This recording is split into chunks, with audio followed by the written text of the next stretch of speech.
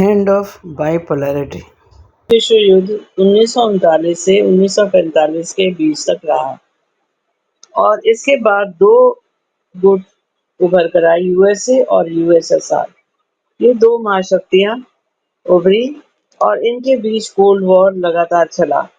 दोनों के बीच मतभेद, तनाव और युद्ध की संभावना बनी रहती थी। वास्तव में कोई युद्ध नहीं होता था।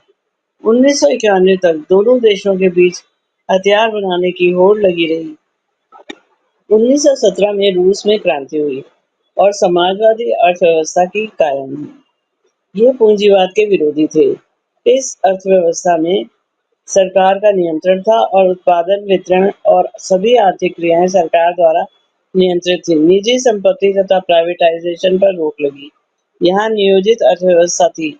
एक पॉलिटिकल पार्टी कम्युनिस्ट थी। नागरिकों को न्यूनतम जीवन स्तर सुविधाएं दी गई।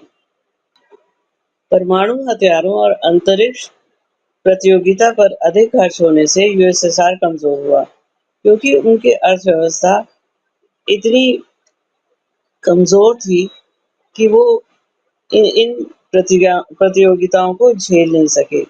घरेलू जरूरतों पर कम खर्च हुआ। जनता निराश होने लगी। संसाधनों का उपयोग हथियार बनाने में लगाने लगे। जनता उपेक्षित हो गई। इंफ्रास्ट्रक्चर और टेक्नोलॉजी में यूएसएसआर पिछड़ गया, जबकि यूएसए तेजी से आर्थिक विकास हो रहा था। परंतु यूएसएसआर पिछड़ गया और वह अपनी महाशक्ति की स्थिति को बनाए रखने में असफल रहा।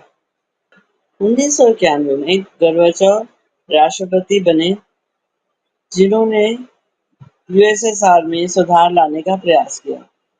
ग्लासनोस्ट यानी खुलापन, लोगों को सरकार की आलोचना करने और अपने विचार प्रकट करने की स्वतंत्रता मिली। पेरेस्ट्रोइका, अर्थव्यवस्था में बाजार आधारित सुधार लाने की कोशिश की गई। सीमित चुनावी सुधार किए गए और सेंसरशिप को हटाया गया। बाइपोलर सिस्टम का एंड हुआ। यूएसए विश्व शक्ति के रूप में उभरा और वैश्वीकरण के द्वारा दुनिया जुड़ गई। फ्री ट्रेड, इंफॉर्मेशन टेक्नोलॉजी और ग्लोबल टेक्नोलॉजी से देशों के बीच आपस में इंटरडिपेंडेंस बढ़ी। लेकिन एट प्रेजेंट मल्टीपोलर सिस्टम उभर कर सामने आया। ये वह स्थिति है जहां दुनिया में कई शक्तिशाली देश प्रभावशाली होते हैं और कोई एक दूसरे पर हावी नहीं होता। उदाहरण के लिए अमेरिका, चीन, रूस, भारत। चीन बैलेंस ऑफ पावर बनी रहती है और सहमति न होने पर कई बार गठबंधन बदल जाता है।